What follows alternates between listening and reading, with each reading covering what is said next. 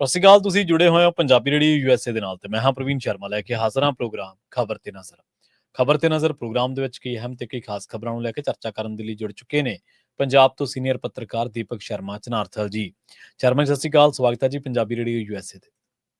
ਸਤਿ ਸ਼੍ਰੀ ਅਕਾਲ ਪ੍ਰਵੀਨ ਜੀ, ਸਾਰੇ ਦਰਸ਼ਕਾਂ ਨੂੰ ਸਰੋਤਿਆਂ ਨੂੰ ਪਿਆਰ ਭਰੀ ਸਤਿ ਸ਼੍ਰੀ ਅਕਾਲ। ਸਤਿ ਸ਼੍ਰੀ ਅਕਾਲ ਜੀ। ਪ੍ਰੋਗਰਾਮ ਦੇ ਵਿੱਚ ਅੱਗੇ ਵਧਣ ਤੋਂ ਪਹਿਲਾਂ ਧੰਨਵਾਦ ਕਰਦੇ ਚੱਲੀਏ ਸਪਾਂਸਰਸ ਦਾ, ਜਿਹੜੇ ਜ਼ਰੀਆ ਬਣਦੇ ਨੇ ਇਹਨਾਂ ਪ੍ਰੋਗਰਾਮਾਂ ਨੂੰ ਤੁਹਾਡੇ ਤੱਕ ਪਹੁੰਚਾਉਣ ਦੇ ਲਈ। ਖਾਲਸਾ ਇੰਸ਼ੋਰੈਂਸ ਏਜੰਸੀ ਵਾਲੇ, ਜਿਨ੍ਹਾਂ ਤੋਂ ਤੁਸੀਂ ਹਰ ਤਰੀਕੇ ਦੀ ਇੰਸ਼ੋਰੈਂਸ ਲੈ ਸਕਦੇ ਹੋ। ਇੰਸ਼ੋਰੈਂਸ ਬਾਰੇ ਪਤਾ ਕਰਨ ਦੇ ਲਈ ਇਹਨਾਂ ਦਾ ਨੰਬਰ ਹੈ 408-272-2500।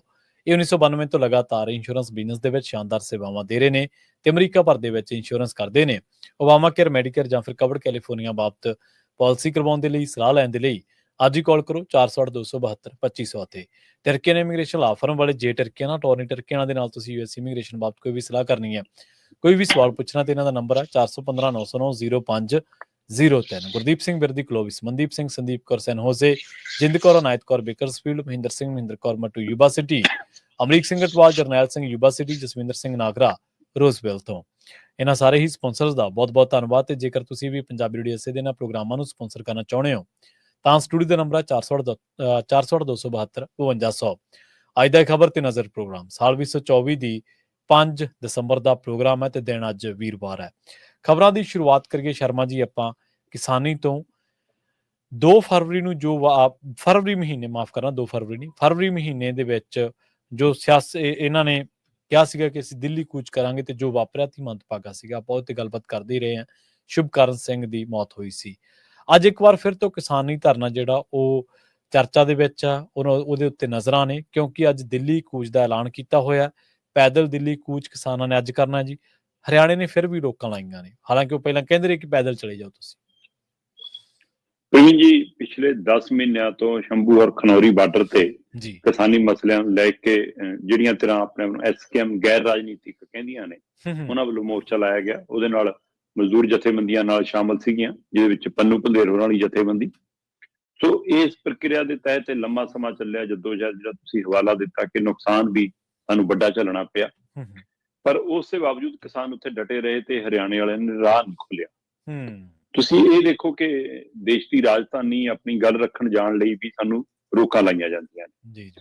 ਦੂਸਰੇ ਪਾਸੇ ਜੇਕਰ ਦੇਖਿਆ ਜਾਵੇ ਤਾਂ ਇਹ ਭਾਰਤ ਦਾ ਸਭ ਤੋਂ ਪ੍ਰਮੁੱਖ ਮਾਰਗਾਂ ਚੋਂ ਇੱਕ ਮਾਰਗ ਹੈ, ਸ਼ੇਰਸ਼ਾਹ ਸੂਰੀ ਮਾਰਗ, ਹੈ ਨਾ, ਜਿਸ ਦੇ ਉੱਤੇ ਇਸ ਤਰ੍ਹਾਂ ਦੀ ਰੋਕ ਰਹਿੰਦੀ ਹੈ। ਤੇ ਸਰਕਾਰ ਦੀ, ਮੈਂ ਕਹਿੰਦਾ ਤੁਹਾਡੀ ਕਿਸਾਨਾਂ ਦੇ ਪ੍ਰਤੀ ਜੇਕਰ ਇਹ ਰਵੱਈਆ ਕਿ ਹਾਂ ਵੀ ਕਿਸਾਨ ਧਰਨਾ ਲਾਉਂਦੇ ਨੇ, ਪ੍ਰਦਰਸ਼ਨ ਕਰਦੇ ਨੇ, ਹੈ ਨਾ, ਤੇ ਇਹਦੇ ਨਾਲ ਲੋਕਾਂ ਨੂੰ ਮੁਸ਼ਕਲ ਆਉਂਦੀ ਹੈ, ਫਿਰ ਲੋਕਾਂ ਦੀ ਮੁਸ਼ਕਲ ਦੇ ਹੱਲ ਲਈ ਉਹ ਸੜਕਾਂ ਖਿਲਾ ਦਿਓ, ਉਹਨਾਂ ਲਈ ਉਹ ਇਹਨਾਂ ਦਾ ਮਸਲਾ ਹੱਲ ਕਰ ਦਿਓ, ਪਰ ਉਹ ਨੀਅਤ ਵੀ ਕਦੇ ਨਜ਼ਰ ਨਹੀਂ। ਫਿਰ ਜਦੋਂ ਮਾਮਲਾ ਅਦਾਲਤ ਤੱਕ ਜਾਂਦਾ ਹੈ, ਪ੍ਰਕਿਰਿਆ 'ਚ ਚਲਾ ਜਾਂਦਾ ਹੈ, ਕੋਈ ਕਮੇਟੀ ਬਣਾਉਣ ਦੀ ਹਦਾਇਤ ਆਉਂਦੀ ਹੈ ਕਿ ਜੀ ਸੁਪਰੀਮ ਕੋਰਟ ਕਮੇਟੀ ਬਣਾ ਦੇਗੀ, ਉਹਨਾਂ ਕੋਲ ਪਹੁੰਚ ਕਰ ਲਓ। ਉਸ ਪਹੁੰਚ ਅਪਰੋਚ ਦੇ ਵਿੱਚ ਵੀ ਹਰਿਆਣਾ ਸਰਕਾਰ, ਹਰਿਆਣਾ ਪ੍ਰਸ਼ਾਸਨ, ਦਿੱਲੀ ਦਾ ਤੰਤਰ ਜੰਤਰ ਸਾਰਾ ਕੁਛ ਇਹ ਹਵਾਲਾ ਦਿੰਦਾ ਰਿਹਾ ਕਿ ਜੀ ਕਿ ਇਹਨਾਂ ਕੋਲ ਤਾਂ ਟਰੈਕਟਰ ਨਹੀਂ ਗਏ ਨਹੀਂ ਜੀ, ਉਹ ਤਾਂ ਜੀ ਇਹਨਾਂ ਨੇ ਬਦਲ ਲੀਆਂ, ਉਹਨਾਂ ਨੂੰ ਤਾਂ ਟੈਕਨੀਕਲ ਤੌਰ ਤੇ ਜੀ ਇਹਨਾਂ ਨੇ ਬਲਡੋਜ਼ਰ ਬਣਾ ਲਏ ਜੀ, ਉਹਨਾਂ ਤਾਂ ਹੈ ਨਾ, ਇਹਨਾਂ ਨੇ ਉਹਨਾਂ ਨੂੰ ਮੋਡੀਫਾਈ ਕਰਾ ਲਿਆ ਜੀ, ਇਹ ਤਾਂ ਜੀ ਹਥਿਆਰ ਲੈ ਕੇ ਆਉਂਦੇ ਨੇ ਜੀ ਤੇ ਟਰੈਲੀਆਂ ਚਾਹ ਕਰਦੇ ਨੇ। ਸੋ ਇਸ ਲਈ ਉੱਥੇ ਦਲੀਲਾਂ ਦਿੰਦੇ ਨੇ ਕਿ ਜੀ ਆਉਣਾ ਤਾਂ ਪੈਦਲ ਆ ਜਾਣ। ਜੀ ਬਿਲਕੁਲ। ਤੇ ਹੁਣ ਕਿਸਾਨਾਂ ਨੇ ਤੈਅ ਕੀਤਾ ਕਿ ਅਸੀਂ ਪੈਦਲ ਵੀ ਆਵਾਂਗੇ ਔਰ ਗਿਣਤੀ ਦੱਸ ਕੇ ਆਵਾਂਗੇ। ਅੱਜ ਭਾਰਤੀ ਸਮੇਂ ਅਨੁਸਾਰ ਸ਼ੁੱਕਰਵਾਰ ਸ਼ੁਰੂ ਹੋ ਗਿਆ ਤੇ ਅੱਜ ਦੀ ਦੁਪਹਿਰ 1 ਵਜੇ ਕਿਹਾ ਗਿਆ ਕਿ ਅਸੀਂ 1 ਵਜੇ 101 ਕਿਸਾਨਾਂ ਦਾ ਜੱਥਾ, ਜਿਹਨੂੰ ਮਰਜੀਵੜਿਆਂ ਦਾ ਨਾਮ ਦਿੱਤਾ, ਸ਼੍ਰੀ ਗੁਰੂ ਤੇਗ ਬਹਾਦਰ ਜੀ ਦੇ ਦਿਹਾੜੇ ਨੂੰ ਸਮਰਪਿਤ ਕਰਦੇ ਹੋਣ, ਕਿਹਾ ਕਿ 101 ਕਿਸਾਨਾਂ ਦਾ ਮਰਜੀਵੜਿਆਂ ਦਾ ਜੱਥਾ ਦਿੱਲੀ ਨੂੰ ਪੈਦਲ ਕੂਚ ਕਰੇਗਾ ਜੀ। ਇਸ ਸਭ ਦੇ ਦਰਮਿਆਨ ਇਹ ਵੀ ਤੈਅ ਹੈ ਕਿ ਸਿਰਫ ਸ਼ੰਭੂ ਤੋਂ ਜਾਵਾਂਗੇ, ਖਨੌਰੀ ਦੱਲੇਵਾਲ ਹੋਰਾਂ ਦਾ ਮਰਨ ਵਰਤ ਜਾਰੀ ਆ, ਇਹ ਜੱਥਾ ਸ਼ੰਭੂ ਬਾਰਡਰ ਤੋਂ ਜਾਏਗਾ। ਤੇ ਦੂਸਰੇ ਪਾਸੇ ਪੰਜਾਬ ਪੁਲਿਸ ਦੇ ਮੁਲਾਜ਼ਮ, ਪੰਜਾਬ ਪੁਲਿਸ ਦੇ ਅਧਿਕਾਰੀ, ਹਰਿਆਣਾ ਪੁਲਿਸ ਦੇ ਅਧਿਕਾਰੀ ਕੱਲ ਦੇਰ ਰਾਤ ਤੱਕ ਕਿਸਾਨ ਆਗੂਆਂ ਨਾਲ ਮੀਟਿੰਗਾਂ ਕਰਕੇ ਉਹਨਾਂ ਨੂੰ ਮਨਾ ਰਹੇ ਸੀਗੇ ਤੁਸੀਂ ਦਿੱਲੀ ਨਾ ਜਾਓ। ਉਹਦਾ ਹਵਾਲਾ ਆਪਾਂ ਪਹਿਲਾਂ ਵੀ ਦੇ ਚੁੱਕੇ ਹਾਂ ਕਿ ਇਹਨਾਂ ਨੂੰ ਡਰ ਲੱਗਦਾ ਕਿ ਜੇ ਪੈਦਲ ਅੱਜ ਤੁਰਨਗੇ ਤਾਂ 9 ਤਰੀਕ ਨੂੰ ਪਾਣੀਪਤ ਪਹੁੰਚ ਜਾਣਗੇ ਤੇ ਪਾਣੀਪਤ ਉਸ ਦਿਨ ਪ੍ਰਧਾਨ ਮੰਤਰੀ ਨੇ ਆਉਣਾ। ਤੇ ਕੱਲ ਵੀ ਹਰਿਆਣਾ BJP ਦਾ ਪ੍ਰਧਾਨ ਕਹਿ ਰਿਹਾ ਸੀ ਕਿਸਾਨਾਂ ਦਾ ਦੇਸ਼ ਹੈ ਜੀ, ਕੌਣ ਰੋਕ ਰਿਹਾ ਉਹਨਾਂ ਨੂੰ, ਜਾ ਸਕਦੇ ਜੀ ਉਹ ਆਪਣੀ ਗੱਲ ਰੱਖਣ, ਹੈ ਨਾ, ਤੇ ਜਾਂ ਕੋਈ ਮਸਲੇ, ਪਰ ਪੁਲਿਸ ਤੰਤਰ ਨੇ ਆਪਣਾ ਅਮਨ ਕਾਨੂੰਨ ਦੇ ਹਵਾਲੇ ਨਾਲ ਆਪਣਾ ਵੱਖਰਾ ਕੰਮ ਕਰਨਾ ਹੁੰਦਾ ਜੀ।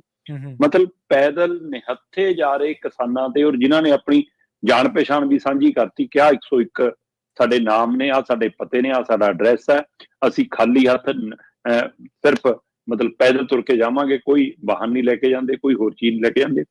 ਉਹਦੇ ਲਈ ਵੀ ਉਸੇ ਤਰ੍ਹਾਂ ਦੀਆਂ ਰੋਕਾਂ, ਉਸੇ ਤਰ੍ਹਾਂ ਦੇ ਬਲਡੋਜ਼ਰ, ਉਸੇ ਤਰ੍ਹਾਂ ਦੇ ਟਿੱਪਰ, ਉਸੇ ਤਰ੍ਹਾਂ ਦੀ ਬੈਰੀਕੇਟਿੰਗ, ਉਸੇ ਤਰ੍ਹਾਂ ਦੀਆਂ ਕਿੱਲਾਂ, ਉਸੇ ਤਰ੍ਹਾਂ ਦੀਆਂ ਤਾਰਾਂ, ਤੇ ਉਹੀ ਫਿਰ ਡਰੋਨ ਵੀ ਆ ਗਏ, ਉਹੀ ਫਿਰ ਪਾਣੀ ਵਾਲੀ ਵਿਛਾੜਨ ਵਾਲੀ ਗੱਡੀਆਂ ਵੀ ਆ ਗਈਆਂ, ਉਹੀ ਫਿਰ ਅਥਰੂ ਗੈਸ ਦੇ ਗੋਲਿਆਂ ਲਈ ਵੀ ਸਾਰੀ ਤੈਨਾਤੀ ਹੋ ਗਈ।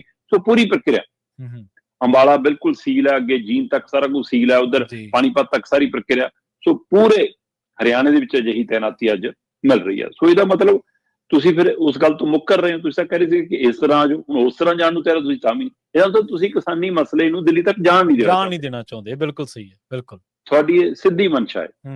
ਸੋ ਇਸ ਪ੍ਰਕਿਰਿਆ 'ਚ ਆਪਾਂ ਪਹਿਲਾਂ ਵੀ ਗੱਲ ਕਰਦੇ ਰਹੇ ਕਿ ਕੀ ਇਹ ਆਪਣੀ ਰਾਜਨੀਤੀ ਸੁਧਰਨ ਲਈ ਵੀ ਇਹਨੂੰ ਵਰਤ ਸਕਦੇ ਨੇ ਜੀ, ਕਿ ਉਹਦੇ ਲਈ ਵੀ ਕਿ ਟਕਰਾਅ ਦੇ ਬਾਅਦ ਚੋਂ ਹੁਣ ਉਹਨਾਂ ਨੇ ਕਿਹਾ ਕਿ ਅਸੀਂ ਰੋਜ਼ 101 ਕਿਸਾਨਾਂ ਦਾ ਜੱਥਾ ਜਾਏਗਾ, ਸਾਡਾ ਰੋਜ਼ ਪੈਦਲ ਜਾਏਗਾ, ਸੂਚੀ ਤਿਆਰ ਹੈ, ਇਹ ਕਿਤੇ ਟਕਰਾਅ ਹੁੰਦਾ, ਕੁਛ ਹੁੰਦਾ, ਕੋਈ ਇਹ ਹਮਲਾ ਨਹੀਂ ਕਰਨਗੇ, ਅਸੀਂ ਕਿਸੇ ਤਰ੍ਹਾਂ ਦੇ ਖਿੱਚੋਤਾਣ 'ਚ ਨਹੀਂ ਪਵਾਂਗੇ, ਜੋ ਕਰਨਾ ਤੁਸੀਂ ਕਰ ਲਓ। ਕਿਉਂ ਜਦੋਂ ਸ਼ਬਦ ਹੀ ਮਰਜੀ ਬੜੇ ਦੇਤਾ ਫਿਰ ਤਾਂ ਕਹਿੰਦੇ ਅਸੀਂ ਤਾਂ ਕੁਰਬਾਨੀ ਦੇਣੇ ਆ ਰਹੇ ਹਾਂ ਫਿਰ ਜੇ ਤੁਸੀਂ ਨਹੀਂ ਗੱਲ ਕਰਨੀ। ਸੋ ਇਸ ਪ੍ਰਕਿਰਿਆ ਦੇ ਬਾਵਜੂਦ ਵੀ ਹਰਿਆਣੇ ਤੋਂ ਲੈ ਕੇ ਦਿੱਲੀ ਤੱਕ ਇਸੇ ਫਾਰਮੂਲੇ ਤੇ ਕਰੀ ਤੁਸੀਂ ਮਨਜ਼ੂਰੀ ਲੈ ਕੇ ਆਓ ਜੀ। ਤੁਹਾਡੇ ਕੋਲ ਦਿੱਲੀ ਸਰਕਾਰ ਦੀ ਮਨਜ਼ੂਰੀ ਤਾਂ ਹੈ ਨਹੀਂ, ਤੁਹਾਡੇ ਕੋਲ ਥਾਂ ਦੀ ਬੁਕਿੰਗ ਤਾਂ ਹੈ ਨਹੀਂ ਜੀ, ਤੁਸੀਂ ਕਿੱਥੇ ਜਾ ਕੇ ਬੈਠੋਗੇ, ਹੈ ਨਾ। ਇਸ ਲਈ ਤੁਸੀਂ ਕਮਾਲ ਹੈ ਵੀ ਧਰਨੇ ਪ੍ਰਦਰਸ਼ਨ ਕਦੋਂ ਮਨਜ਼ੂਰੀਆਂ ਲੈ ਕੇ ਹੁੰਦੇ ਨੇ। ਜੇ ਮਨਜ਼ੂਰੀਆਂ ਲੈ ਕੇ ਹੁੰਦੇ ਫਿਰ ਤੁਸੀਂ ਉਹਨਾਂ ਦੇ ਮਸਲੇ ਹੱਲ ਕਰ ਲਓ। ਕੀ ਲੋੜ ਹੈ ਤੁਸੀਂ ਕੋਈ ਮਨਜ਼ੂਰੀ ਕਰਨਾ ਨਹੀਂ, ਤੁਹਾਡਾ ਮਸਲਾ ਹੱਲ ਕਰ ਦਿੰਦੇ। ਤੁਸੀਂ ਤਾਂ ਗੱਲ ਕਰਨ ਨੂੰ ਤਿਆਰ ਨਹੀਂ 10 ਮਹੀਨਿਆਂ ਤੋਂ। ਮੁੱਖ ਮੰਤਰੀ ਵਿੱਚ ਵਿਚੋਲੀਏ ਬਣਦੇ ਸੀ, ਤਾਂ ਉਹ ਵੀ ਨਹੀਂ ਬੋਲ ਰਹੇ, ਉਹ ਵੀ ਨਹੀਂ ਬੋਲਦੇ। ਬਿਲਕੁਲ ਸਹੀ ਹੈ ਜੀ। ਵਿਰੋਧੀ ਧਿਰਾਂ ਦੀ ਕਿਤੇ ਮੈਨੂੰ ਨਜ਼ਰ ਨਹੀਂ ਆਉਂਦੇ ਇਸ ਮਸਲੇ ਤੇ ਬੋਲਦਾ, ਨਾ ਕਾਂਗਰਸ ਲੱਭੀ, ਨਾ ਅਕਾਲੀ ਲੱਭੇ, ਨਾ ਕੋਈ ਹੋਰ ਲੱਭਿਆ। ਮਤਲਬ ਟਵੀਟ ਤੇ ਬਿਆਨ ਦੇ ਕੇ, ਅਖਬਾਰ 'ਚ ਖਬਰ ਲਵਾ ਕੇ, ਕਿਸੇ ਚੈਨਲ ਦੇ ਮਾਈਕ ਤੇ ਬੋਲ ਕੇ ਇਹਨਾਂ ਦਾ ਕੰਮ ਨਿਬੜ ਜਾਂਦਾ। ਸੋ ਇਸ ਲਈ ਕਿਸਾਨ ਜਥੇਬੰਦੀਆਂ ਨੇ ਕਿਹਾ ਕਿ ਸਪਸ਼ਟ ਰੂਪ 'ਚ ਅਸੀਂ ਦਿੱਲੀ ਜਾਵਾਂਗੇ, ਉਹ ਰੋਜ਼ 101 ਕਿਸਾਨਾਂ ਦਾ ਜੱਥਾ ਸਾਡਾ ਤੁਰੇਗਾ, ਹੈ ਨਾ, ਜੋ ਕਾਰਵਾਈ ਕਰਨੀ ਉਹ ਕਰਨਾ। ਸੋ ਕਾਫੀ ਤਣਾਅ ਵਾਲਾ ਮਾਹੌਲ ਹੈ ਜੀ, ਵੱਡੀ ਗਿਣਤੀ 'ਚ ਕਿਸਾਨ ਸ਼ੰਭੂ ਇਕੱਠੇ ਨੇ, ਹੈ ਨਾ, ਤੇ ਪਰ ਉਹ ਕਹਿੰਦੇ ਕਿ ਤੈਅ ਨਹੀਂ ਸੀ 101 ਦਾ ਜੱਥਾ ਅੱਜ 1 ਵਜੇ ਜਾਏਗਾ। ਜੀ ਜੀ। ਅਗਲੀ ਖਬਰ ਦੇ ਵੱਲ ਵਧੀਆ ਕਿ ਗੱਲ ਕਰੀਏ ਪੰਜਾਬ ਪੁਲਿਸ ਦੀ। ਸੁਖਬੀਰ ਤੇ ਜਿਹੜਾ ਹਮਲਾ ਹੋਇਆ ਇਹਦੇ ਹਵਾਲੇ ਦੇ ਨਾਲ ਕਹਿੰਦੇ ਪੰਜਾਬ ਪੁਲਿਸ ਦੀ ਜਿਹੜੀ ਭੂਮਿਕਾ ਹੈ ਉਹ ਸਵਾਲਾਂ ਦੇ ਘੇਰੇ ਦੇ ਵਿੱਚ ਹੈ ਜੀ। ਪੰਜਾਬ ਪੁਲਿਸ ਦੀ ਕਾਰਵਾਈ ਕਦੋਂ ਸਵਾਲਾਂ ਦੇ ਘੇਰੇ 'ਚ ਨਹੀਂ ਆਈ ਜੀ। ਜਿਹੜੇ ਮਰਜ਼ੀ ਤੌਰ ਤੋਂ ਝਾਤਾ ਮਾਰ ਕੇ ਦੇਖੀਏ ਆਪਾਂ, 80 ਤੋਂ 90 ਦੇ ਦਹਾਕੇ ਦੇ ਵਿੱਚ ਜੋ ਕੁਝ ਫੀਤੀਆਂ ਲਗਾਉਣ ਦੇ ਲਈ, ਸਟਾਰ ਲਗਾਉਣ ਦੇ ਲਈ ਇਹਨਾਂ ਨੇ ਪੰਜਾਬ ਦੀ ਜਵਾਨੀ ਦਾ ਘਾਣ ਕੀਤਾ, ਹੈ ਨਾ, ਉਹ ਕਿਸੇ ਤੋਂ ਲੁਕਿਆ ਨਹੀਂ ਹੈ। ਸਹੀ ਹੈ। ਤੇ ਸਮੇਂ-ਸਮੇਂ ਜਿਹਦੀ ਸਰਕਾਰ ਆਈ, ਪੰਜਾਬ ਪੁਲਿਸ ਉਹਦੀ ਬਣ ਕੇ ਉਹਦੀ ਬੋਲੀ ਬੋਲਦੀ ਰਹੀ। ਜੇ ਅਕਾਲੀ ਬੀਜੇਪੀ ਦਾ ਰਾਜ ਸੀ ਉਹਦੇ ਵਿੱਚ ਵੀ ਪੁਲਿਸ ਤਸ਼ੱਦਦ ਢਾਉਂਦੀ ਰਹੀ ਆ, ਉਹੀ ਨਹੀਂ ਮਤਲਬ ਕਿ ਨਿਹੱਥੇ ਸਿੰਘਾਂ ਤੇ ਗੋਲੀਆਂ ਚੱਲ ਗਈਆਂ, ਹੈ ਨਾ। ਜੇ ਕੈਪਟਨ ਦੀ ਸਰਕਾਰ ਆਈ ਉਹਦੇ ਟਾਈਮ ਵੀ ਜੋ ਬੱਚੀਆਂ ਨਾਲ, ਵਿਦਿਆਰਥੀਆਂ ਨਾਲ, ਸਟੂਡੈਂਟਾਂ ਨਾਲ ਜੋ ਧੱਕੇਸ਼ਾਹੀ ਹੁੰਦੀ ਰਹੀ, ਸਭ ਨੇ ਦੇਖੀ। ਸੋ ਪੁਲਿਸ ਦੀਆਂ ਵਧੀਕੀਆਂ ਤੋਂ ਕੌਣ ਵਾਕਿਫ ਨਹੀਂ। ਬਿਆਨ ਸਿੰਘ ਦੇ ਰਾਜ ਦੇ ਵਿੱਚ ਜੋ ਕੁਝ ਝੂਠੇ ਪੁਲਿਸ ਮੁਕਾਬਲੇ ਦੇ ਨਾਂ ਤੇ ਹੋਇਆ ਉਹ ਕਿਤੋਂ ਲੁਕਿਆ। ਸੋ ਇਹ ਸਾਰੀ ਪ੍ਰਕਿਰਿਆ ਨੂੰ ਜੇ ਤੁਸੀਂ ਅੱਜ ਦੇ ਦੌਰ 'ਚ ਆ ਕੇ ਦੇਖਦੇ ਹੋ ਤਾਂ ਸਿੱਧੂ ਮੂਸੇਵਾਲਾ ਸਾਡੇ ਸਾਹਮਣੇ ਤਾਜ਼ਾ ਉਦਾਹਰਨ ਹੈ। ਲਾਰੈਂਸ ਬਿਸ਼ਨੋਈ ਦੀ ਇੰਟਰਵਿਊ ਤੇ ਪੰਜਾਬ ਪੁਲਿਸ ਮੁਖੀ ਤਾਂ ਅਦਾਲਤ 'ਚ ਕਹਿ ਰਹੇ ਸੀਗੇ ਕਿ ਸਾਡੇ ਤਾਂ ਕੁਝ ਹੋਇਆ ਨਹੀਂ ਜੀ ਇੱਥੇ, ਤੇ ਬਾਅਦ 'ਚ ਜਾਂਚ ਰਿਪੋਰਟ 'ਚ ਕੀ ਆਇਆ ਜੀ ਕਿ ਖਰੜ ਦੇ ਥਾਣੇ 'ਚ ਹੋਇਆ। ਤੇ ਕਹਿੰਦੇ ਠੀਕ ਹੈ ਜੀ, ਫਿਰ ਥਾਣੇ ਵਾਲੇ ਇੰਚਾਰਜ ਨੂੰ ਵੱਧ ਵੱਡੀ ਐਸਪੀ ਨੂੰ ਕਰ ਦੋ ਜੀ ਕਾਰਵਾਈ। ਕਹਿੰਦੇ ਕਿਉਂ, ਐਸਐਸਪੀ ਨੂੰ ਪਤਾ ਨਹੀਂ ਸੀ। ਮੰਨਿਆ ਤਾਂ ਇਹ ਵੀ ਜਾ ਰਿਹਾ ਕਿ ਡੀਜੀਪੀ ਤੱਕ ਜਾਣਕਾਰੀ ਹੋਊਗੀ ਸਾਰਾ ਕੁਝ। ਐਡੇ ਬੜੇ ਕਾਰੇ, ਐਡੇ ਬੜੇ ਪ੍ਰਬੰਧ, ਐਡੀ ਬੜੀ ਇੰਟਰਵਿਊ ਆਈ ਹੋ ਗਈਆਂ, ਉਹ ਕਿਹੜਾ ਲੁਕੀ ਹੋ ਰਹੀ ਨਹੀਂ ਸੀ, ਜਨਤਕ ਹੋਣੀ ਸੀ ਨਾ। ਜੇ ਇੰਟਰਵਿਊ ਹੋਈ ਹੈ ਉਹ ਤਾਂ ਜਨਤਕ ਹੋਣੀ ਹੋ ਸੀ। ਤੁਹਾਨੂੰ ਉੱਪਰ ਤੱਕ ਮਨਜ਼ੂਰੀ ਤਾਂ ਮਿਲੀ ਹੋਣੀ ਨਾ, ਤਾਂ ਹੀ ਥੱਲੇ ਵਾਲੇ ਮੁਲਾਜ਼ਮ ਦੀ ਕੀ ਤਾਕਤ ਹੈ ਕਿ ਉਹ ਐਡਾ ਬੜਾ ਕੰਮ ਕਰ ਜਾਵੇ। ਸੋ ਇਸ ਲਈ ਪੰਜਾਬ ਪੁਲਿਸ ਦੀ ਭੂਮਿਕਾ ਸਵਾਲਾਂ ਦੇ ਘੇਰੇ 'ਚ ਰਹੀ ਆ। ਸੁਖਬੀਰ ਸਿੰਘ ਬਾਦਲ ਤੇ ਉਹਨਾਂ ਦੇ ਸਾਥੀਆਂ ਨੂੰ ਜਦੋਂ ਤਨਖਾਹੀਆ ਕਰਾਰ ਦੇ ਕੇ ਸੇਵਾ ਲਾਈ ਗਈ ਤੇ ਉਹ ਸੇਵਾ ਦੇ ਦੌਰਾਨ ਉਹਦੇ ਤੇ ਮਤਲਬ ਜਿਵੇਂ ਹਮਲਾ ਹੋਇਆ ਨਰੈਣ ਸਿੰਘ ਚੌੜਾ ਵੱਲੋਂ, ਸੋ ਉਸ ਹਮਲੇ ਦੇ ਆਧਾਰ ਤੇ ਹੁਣ ਬਿਕਰਮ ਮਜੀਠੀਆ ਕਈ ਵੀਡੀਓ ਲੈ ਕੇ ਸਾਹਮਣੇ ਆਏ ਤੇ ਉਹਨਾਂ ਵੀਡੀਓ ਦੇ ਹਵਾਲੇ ਨਾਲ ਉਹ ਪੰਜਾਬ ਪੁਲਿਸ ਨੂੰ ਸਵਾਲਾਂ ਦੇ ਘੇਰੇ 'ਚ ਰੱਖਦਿਆਂ ਹੋਇਆ ਪੁੱਛ ਰਹੇ ਨੇ ਕਿ ਮੈਨੂੰ ਇਹ ਦੱਸ ਦਿਓ ਕਿ ਜੇ ਤੁਹਾਨੂੰ ਲੱਗਦਾ ਸੀ ਕਿ ਜੀ ਨਰੈਣ ਸਿੰਘ ਚੌੜਾ ਪਿਛਲੇ 3 ਦਿਨਾਂ ਤੋਂ ਇੱਥੇ ਆ, ਸਾਡੀ ਉਹਦੇ ਪਰ ਨਜ਼ਰ ਆ ਜੀ, ਪੁਲਿਸ ਵਾਲੇ ਕਹਿੰਦੇ ਅਸੀਂ ਬੰਦੇ ਛੱਡੇ ਵੀ ਸੀ ਉਹਦੇ ਮਗਰ, ਕਹਿੰਦੇ ਫਿਰ ਇਹ ਕਾਰਵਾਈ ਕਿਵੇਂ ਹੋ ਗਈ, ਫਿਰ ਇਹ ਘਟਨਾ ਕਿਵੇਂ ਹੋ ਗਈ। ਸਹੀ, ਬਿਲਕੁਲ ਸਹੀ। ਜੇ ਤੁਹਾਨੂੰ ਉਹਦੀ ਗਤੀਵਿਧੀਆਂ ਦਾ ਪਤਾ ਕਿ ਜੀ ਕਿ 21 ਉਹਦੇ ਪਰ ਮਾਮਲੇ ਚੱਲਦੇ ਆ ਜੀ, ਉਹ ਤਾਂ ਜੀ ਕਹਿੰਦੇ ਜੀ ਪਾਕਿਸਤਾਨ ਤੇ ਪੰਜਾਬ ਪੁਲਿਸ ਦੇ ਅੰਕੜੇ ਦੱਸਦੇ ਆ ਨਾ ਕਿ ਉਹ ਤਾਂ ਜੀ ਪਾਕਿਸਤਾਨ ਤੋਂ ਟ੍ਰੇਨਿੰਗ ਲੈ ਕੇ ਆਇਆ ਸੀਗਾ ਜੀ ਹਥਿਆਰ ਚਲਾਉਣ ਦੀ, ਹੈ ਨਾ, ਫਿਰ ਤੁਹਾਨੂੰ ਇਹ ਕਿਉਂ ਨਹੀਂ ਪਤਾ ਕਿ ਉਹਦੇ ਕੋਲੇ ਹਥਿਆਰ ਕਿੱਥੋਂ ਆਇਆ। ਉਹ ਗੁਰੂ ਘਰ ਦੇ ਵਿੱਚ ਸੱਚਖੰਡ ਦੇ ਦਰਬਾਰ ਸਾਹਿਬ ਦੇ ਵਿੱਚ ਹਥਿਆਰ ਸਣੇ ਸੀ। ਫਿਰ ਪੁਲਿਸ ਦੀ ਨਾਕਾਮੀ ਹੈ ਕਿ ਕੀ ਕਹੀਏ। ਪਰ ਵਿਕਰਮ ਮਜੀਠੀਆ ਕਹਿੰਦਾ ਜੀ ਕਿ ਇਹ ਪੁਲਿਸ ਨੇ ਮਿਲ ਕੇ ਕਰਾਇਆ। ਉਹਨਾਂ ਨੇ ਸਿੱਧਾ SP ਹਰਪਾਲ ਸਿੰਘ ਦਾ ਨਾਮ ਲਿਆ। ਠੀਕ ਹੈ। ਉਹ ਕਹਿੰਦੇ ਵੀ SP ਹਰਪਾਲ ਸਿੰਘ ਉਹਨੂੰ ਮਿਲ ਰਿਹਾ ਅੰਦਰ ਉੱਥੇ, ਹੈ ਨਾ। ਉਹਨਾਂ ਨੇ ਵੀਡੀਓ ਜਾਰੀ ਕਰਕੇ ਕਿ ਆਹ ਦੇਖੋ ਜੀ ਜੱਫੀ ਪਾ ਕੇ ਮਿਲ ਰਿਹਾ ਉਹਨੂੰ, ਹੈ ਨਾ। ਤੇ ਫਿਰ ਉਹ ਕਹਿੰਦੇ ਜੀ ਕਿ ਇੱਕ ਵੀਡੀਓ ਆਏ ਚ ਸਿਵਲ ਵਰਦੀ ਵਾਲਾ ਪੁਲਿਸ ਵਾਲਾ ਇੱਕ ਉਹਨੂੰ ਇਸ਼ਾਰਾ ਕਰ ਰਿਹਾ। ਠੀਕ ਹੈ ਨਾ। ਫਿਰ ਉਹ ਕਹਿੰਦੇ ਵੀ ਜਦੋਂ ਘਟਨਾ ਵਾਪਰ ਰਹੀ ਸੀ SP ਹਰਪਾਲ ਸਿੰਘ ਬੈਠ ਕੇ ਆਰਾਮ ਨਾਲ ਚਾਹ ਪੀ ਰਿਹਾ ਸੀ। ਹੁਣ ਉਹ ਫੁਟੇਜ ਦੇ ਆਧਾਰ ਤੇ ਜਾਰੀ ਕਰਦੇ ਆ, ਪ੍ਰਕਿਰਿਆ ਤੇ ਸਵਾਲ ਖੜੇ ਕਰਦੇ ਆ। ਫਿਰ ਉਹ ਨਾਲ ਹੀ ਕਮਿਸ਼ਨਰ ਗੁਰਪ੍ਰੀਤ ਜਿਹੜੇ ਭੁੱਲਰ ਨੇ ਉਹਨਾਂ ਨੂੰ ਵੀ ਲਪੇਟ ਲੈਂਦੇ ਨੇ ਵਿਕਰਮ ਮਜੀਠੀਆ। ਉਹ ਕਹਿੰਦੇ ਜਿਹੜੇ ਅੰਮ੍ਰਿਤਸਰ ਦੇ ਪੁਲਿਸ ਕਮਿਸ਼ਨਰ ਨੇ ਉਹ ਦੱਸਣ ਕਿ ਉਹਨਾਂ ਨੇ ਬਿਨਾਂ ਜਾਂਚ ਪੜਤਾਲ ਤੋਂ ਕਿਵੇਂ ਕਹਿਤਾ ਕਿ ਇਹ ਤਾਂ ਸੁਖਬੀਰ ਦੀ ਮਿਲੀ ਭੁਗਤ ਨਾਲ ਵੀ ਹੋ ਸਕਦੀ ਕਿ ਅਜੇ ਤੁਸੀਂ ਜਾਂਚ ਨਹੀਂ ਕੀਤੀ। ਤੁਸੀਂ ਕਹੋਗੇ ਅਸੀਂ ਸਾਰੇ ਪੱਖਾਂ ਤੋਂ ਜਾਂਚ ਕਰਾਂਗੇ। ਸੋ ਵਿਕਰਮ ਮਜੀਠੀਆ ਠੀਕ ਹੈ, ਉਹਨਾਂ ਦੇ ਰਿਸ਼ਤੇਦਾਰ ਵੀ ਨੇ, ਸੁਖਬੀਰ ਬਾਦਲ ਪਾਰਟੀ ਦੇ ਮੁਖੀ ਵੀ ਰਹੇ ਨੇ, ਹੈ ਨਾ। ਉਹਨਾਂ ਨਾਲ ਪਰਿਵਾਰਕ ਰਿਸ਼ਤਾ ਵੀ ਹੈ ਤੇ ਰਾਜਨੀਤਿਕ ਰਿਸ਼ਤਾ ਵੀ ਹੈ।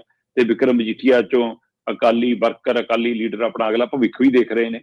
ਸੋ ਇਸ ਲਈ ਵਿਕਰਮ ਮਜੀਠੀਆ ਨੂੰ ਸਾਹਮਣੇ ਆਉਣਾ ਪਿਆ ਜਾਂ ਸਾਹਮਣੇ ਲਿਆਂਦਾ ਗਿਆ। ਤੇ ਪਰ ਕਮਾਲ ਦੀ ਪ੍ਰਕਿਰਿਆ ਵੀ ਜਿਹੜੀਆਂ ਫੁਟੇਜ ਵਿਕਰਮ ਮਜੀਠੀਆ ਨੂੰ ਉਪਲਬਧ ਹੋਈਆਂ ਨੇ, ਹੈ ਨਾ, ਉਹ ਮੈਨੂੰ ਲੱਗਦਾ ਇੰਨੀ ਆਸਾਨੀ ਨਾਲ ਜਾਂਚ ਏਜੰਸੀਆਂ ਨੂੰ ਵੀ ਉਪਲਬਧ ਨਹੀਂ ਹੁੰਦੀਆਂ। ਬਿਲਕੁਲ ਬਿਲਕੁਲ, ਮੈਂ ਇਹੀ ਸੋਚ ਰਿਹਾ ਸੀਗਾ। ਠੀਕ ਹੈ ਨਾ। ਸੋ ਇਹਦਾ ਮਤਲਬ ਤੁਹਾਡੀ ਪਹੁੰਚ, ਅਪਰੋਚ ਦਾ ਤਰੀਕਾ ਕੀ ਹੈ ਇਹ ਵੀ ਸਭ ਨੂੰ ਪਤਾ। ਤੁਹਾਨੂੰ ਕਿਵੇਂ ਤਿਆਰ ਕਰਕੇ ਸਾਰਾ ਸਮਾਨ ਦਿੱਤਾ ਜਾ ਰਿਹਾ ਇਹ ਵੀ ਪਹਿਲੂ ਹੈ। ਹਾਂ, ਪਰ ਇਹ ਵੀਡੀਓ ਸਵਾਲ ਤਾਂ ਖੜੇ ਕਰਦੀਆਂ ਨਾ। ਜੀ। ਇਸ ਵੀਡੀਓ ਦੇ ਹਵਾਲੇ ਨਾਲ ਜਿਹੜਾ ਕੰਮ ਸਰਕਾਰ ਨੇ ਕਰਨਾ ਸੀ ਉਹ ਵਿਕਰਮ ਮਜੀਠੀਆ ਕਰਕੇ ਦੇ ਰਿਹਾ ਤੁਹਾਨੂੰ। ਜਿਹੜਾ ਕੰਮ ਜਾਂਚ ਏਜੰਸੀ ਨੇ ਕਰਨਾ ਸੀ ਉਹ ਤਾਂ ਵਿਕਰਮ ਮਜੀਠੀਆ ਕਰਕੇ ਦੇ ਰਿਹਾ। ਹਾਂ, ਉਹ ਇਕੱਲੇ ਇੱਕ ਪੱਖ ਤੋਂ ਕਰ ਰਹੇ, ਤੁਸੀਂ ਬਾਕੀ ਪੱਖਾਂ ਤੋਂ ਆਪ ਕਰ ਲਓਗੇ। ਸੋ ਸਾਰੇ ਪਹਿਲੂਆਂ ਤੋਂ ਜਾਂਚ ਤਾਂ ਹੋਣੀ ਚਾਹੀਦੀ ਹੈ। ਆਪਾਂ ਲੰਘੇ ਕੱਲ ਵੀ ਗੱਲ ਕਰ ਰਹੇ ਸੀਗੇ ਕਿ ਜੇ ਇਹ ਸ਼ਾਸਨ ਹਮਲਾ ਇਕੱਲੇ ਵਿਅਕਤੀ ਦੀ ਆਪਣੀ ਸੋਚ ਚੋਂ ਹੈ ਤਾਂ ਵੀ ਇਹ ਲੋਕਾਂ ਦੇ ਸਾਹਮਣੇ ਆਉਣਾ ਚਾਹੀਦਾ ਕਿ ਉਹਦੀ ਲੰਮੇ ਸਮੇਂ ਤੋਂ ਜਿਹੜੀ ਬਾਦਲਾਂ ਨਾਲ ਚਿੜ ਚੱਲੀ ਆਉਂਦੀ ਹੈ, ਕਿੜ ਚੱਲੀ ਆਉਂਦੀ ਹੈ, ਬਾਦਲਾਂ ਪ੍ਰਤੀ ਉਹਦਾ ਪਹਿਲਾਂ ਤੋਂ ਜਿਹੜਾ ਨਿਸ਼ਾਨਾ ਹੈ ਕਿ ਉਸ ਪ੍ਰਕਿਰਿਆ ਚੋਂ ਇਹ ਘਟਨਾ ਜਨਮੀ ਹੈ। ਜਾਂ ਨਰਾਇਣ ਸਿੰਘ ਚੌੜਾ ਦੇ ਮਗਰ ਜੇ ਪਿੱਛੇ ਕੁਝ ਸੀਗਾ, ਇੰਨੇ ਦਿਨਾਂ ਦਾ ਉਹਦਾ ਫੋਨ ਤੁਸੀਂ ਕਿਹੜਾ ਟਰੈਪ ਕੀਤਾ ਹੈ, ਕਿਹੜੀ ਉਹਦੀ ਫੋਨ ਚੋਂ ਰਿਕਾਰਡ ਕਢਾਇਆ, ਕੀ ਤੁਹਾਡੇ ਕੋਲ ਜਾਣਕਾਰੀ ਸੀ ਜੋ ਇੱਥੇ ਸੀ 3 ਦਿਨ ਦਾ ਤੁਸੀਂ ਉਹਦੇ ਫੋਨ ਨੂੰ ਸੁਣ ਰਹੇ ਸੀਗੇ, ਕਿਹਦੇ ਨਾਲ ਗੱਲ ਹੋ ਰਹੀ ਹੈ, ਕੀ ਹੋ ਰਹੀ ਹੈ, ਫਿਰ ਉਹ ਕਿੱਥੇ ਹੈ ਨਾ। ਜੇ ਇਹਦੇ ਪਿੱਛੇ ਬਾਦਲਾਂ ਦੀ ਭੂਮਿਕਾ ਕੋਈ ਕਿ ਆਪ ਹੀ ਕਰਾਇਆ ਜੀ ਕੁਝ ਕਰਾਇਆ ਤਾਂ ਤੁਸੀਂ ਉਹ ਤੱਥਾਂ ਸਾਹਮਣੇ ਆਓ, ਹੈ ਨਾ। ਜੇ ਇਹਦੇ ਵਿਚਾਲੇ ਕੋਈ ਹੋਰ ਕੜੀ ਹੈ ਕਿ ਆਪਾਂ ਕੱਲ ਵੀ ਗੱਲ ਕਰ ਰਹੇ ਸੀਗੇ ਜਿਵੇਂ ਕਿ ਜਦੋਂ 2.5 ਮਹੀਨਿਆਂ ਤੋਂ ਬਾਦਲ ਚੱਲ ਰਿਹਾ ਹੈ, ਅਕਾਲੀ ਦਲ ਚੱਲ ਰਿਹਾ ਹੈ, ਪੰਥਕ ਮਸਲਾ ਚੱਲ ਰਿਹਾ, ਇਹਦੇ ਵਿੱਚ ਸਰਕਾਰ ਦੀਆਂ ਨਲਾਇਕੀਆਂ ਸਾਰੀਆਂ ਲੁਕ ਰਹੀਆਂ, ਇਸ ਲਈ ਇਹੀ ਮਸਲਾ ਵੱਡਾ ਹੁੰਦਾ ਰਹੇ, ਇਹ ਵੀ ਜਾਂਚ ਦਾ ਵਿਸ਼ਾ। ਕਿਤੇ ਇਹਦੇ ਪਿੱਛੇ ਕੋਈ ਸਟੇਟ ਦੀ ਭੂਮਿਕਾ ਤਾਂ ਨਹੀਂ ਕੋਈ। ਵਿਸ਼ੇ ਤਾਂ ਬਹੁਤ ਖੁੱਲਦੇ ਨੇ ਇਹਦੇ ਨਾਲ, ਪਰ ਕੀ ਇਸ ਪੱਧਰ ਦੀ ਜਾਂਚ ਹੋਏਗੀ? ਤੇ ਜਿਨ੍ਹਾਂ ਨੇ ਜਾਂਚ ਕਰਨੀ ਉਹੀ ਤਾਂ ਸਵਾਲਾਂ ਦੇ ਘੇਰੇ ਚ ਨੇ। ਸੋ ਇਸ ਲਈ ਇਹ ਖਾਸੀ ਤਾਣੀ ਉਲਝ ਗਈ ਹੈ। ਇਸ ਉਲਝੀ ਤਾਣੀ ਦੇ ਵਿੱਚ ਹੀ ਸੁਖਬੀਰ ਬਾਦਲ ਤੇ ਬਾਕੀ ਸਾਥੀ ਹੁਣ ਤਖ਼ਤ ਸ੍ਰੀ ਕੇਸਗੜ੍ਹ ਸਾਹਿਬ ਵਿਖੇ ਕੱਲ 1 ਦਿਨ ਦੀ, ਮਤਲਬ ਕਿ 2 ਦਿਨ ਦੀ ਦਰਬਾਰ ਸਾਹਿਬ ਪੂਰੀ ਕਰਨ ਤੋਂ ਬਾਅਦ 1 ਦਿਨ ਦੀ ਉੱਥੇ ਕਰ ਲਈ। ਅੱਜ ਫਿਰ ਦੂਸਰਾ ਦਿਨ ਹੈ ਤਖ਼ਤ ਸ੍ਰੀ ਕੇਸਗੜ੍ਹ ਸਾਹਿਬ। ਇਹ ਤੋਂ ਬਾਅਦ ਤਖ਼ਤ ਸ੍ਰੀ ਦਮਦਮਾ ਸਾਹਿਬ ਜਾਣਗੇ, ਫਿਰ ਸ੍ਰੀ ਮੁਕਤਸਰ ਸਾਹਿਬ, ਫਿਰ ਸ੍ਰੀ ਫਤਿਹਗੜ੍ਹ ਸਾਹਿਬ।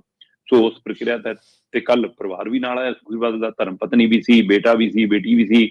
ਸੋ ਉਹ ਤੋਂ ਬਿਨਾਂ ਵੱਡੇ ਇਕੱਠ ਚ ਵਰਕਰ ਵੀ ਨਾਲ ਸੀ ਤੇ ਪੁਲਿਸ ਦੇ ਤੰਤਰ ਵੀ ਬਹੁਤ ਵੱਧ ਗਿਆ।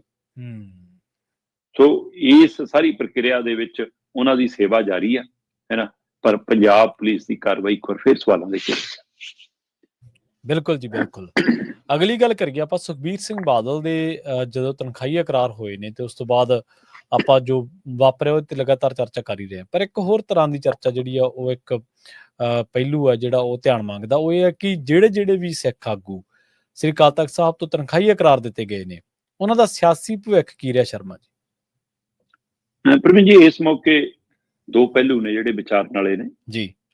ਇੱਕ ਪਹਿਲੂ ਹੈ ਜਿਹੜਾ ਤੁਸੀਂ ਸਵਾਲ ਕਰ ਰਹੇ ਹੋ, ਦੂਸਰਾ ਪਹਿਲੂ ਇਹ ਹੈ ਕਿ ਜੋ ਪ੍ਰਕਿਰਿਆ ਦੇ ਲਈ ਹਦਾਇਤ ਕੀਤੀ ਗਈ ਸਿੰਘ ਸਾਹਿਬਾਨ ਵੱਲੋਂ ਉਸ ਪ੍ਰਕਿਰਿਆ ਦੇ ਤਹਿਤ ਧਾਰਮਿਕ ਸੇਵਾ ਤਾਂ ਨਿਭਾਈ ਜਾਂਦੀ ਦਿਖ ਰਹੀ ਆ, ਪਰ ਰਾਜਨੀਤਿਕ ਪਹਿਲੂਆਂ ਤੇ ਕਿੱਥੇ ਅੱਗੇ ਵਧਿਆ ਜਾ ਰਿਹਾ।